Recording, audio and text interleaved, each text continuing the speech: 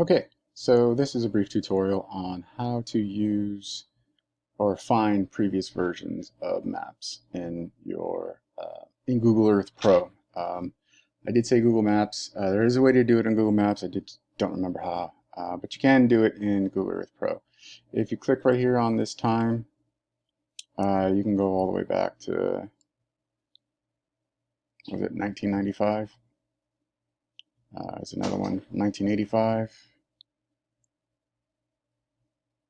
2005.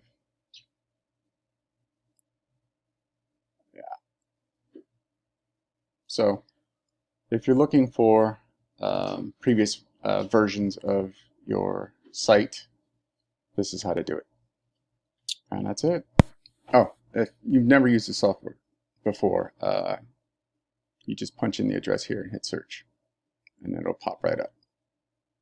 So, but you can search the entire planet, and you're good to go. So, and there you have it.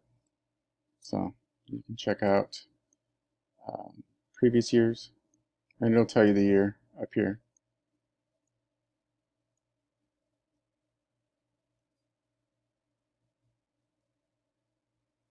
So there you go.